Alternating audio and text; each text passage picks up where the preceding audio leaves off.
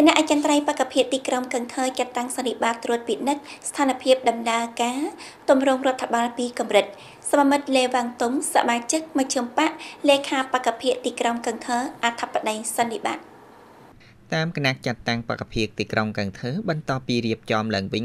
ទីក្រុងបច្ចុប្បន្នមានកម្មាភិបាលបុគ្គលិកនយោជិកថ្នាក់ឃុំចំនួន4379រូបទីក្រុងបង្កើនមន្ទីរផ្នែកនិងអង្គការមហាជនដល់ថ្នាក់មូលដ្ឋានចំនួន713ករណីចំពោះក្របខ័ណ្ឌផ្នែកបព្វហេតុរដ្ឋនៅខ្វះមនុស្សចំនួន1456នាក់សំខាន់គឺក្នុងវិស័យអប់រំពិនិត្យរួមបើធៀបជាមួយនឹងក្របខ័ណ្ឌបានថ្នាក់មានសមត្ថកិច្ចប្រកលនៅតែមានកន្លែងសល់និងមានកន្លែងខ្វះអំពីសំណងរបបគោលនយោបាយតាមអនុក្រឹត្យលេខ178និងអនុក្រឹត្យលេខ67ទីក្រុងបានដោះស្រាយចំនួន3223ករណីក្នុងនោះ2473ករណីបានទទួលប្រាក់ដោយថវិកាសរុបជាង2509,000លានដុល្លារសម្រាប់អត្រា 62.43%គណៈចាត់តាំងបក្សភាពទីក្រុងចាត់ទុកថា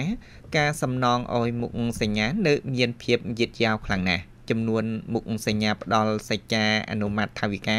ក៏មានកម្រិតទាបផងដែរបច្ចុប្បន្នមាន26ករណីដែលត្រូវសេចក្ដីអនុម័តថវិកាបន្ថែមនិង750ករណីដែលត្រូវសំណងរួចស្រេចសមាមិត្តលេខ្វាងតុងសមាជិកមជ្ឈិមបកលេខាបក្សភាពទីក្រុងកន្ធរបង្កប់ការ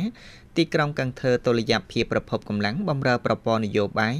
រវាងទីក្រុងនិងថ្នាក់ឃុំបានគួរបង្កើតចេញថ្នាក់កណ្ដាលដោយថ្នាក់ស្រុកពីមុននោះឡើយ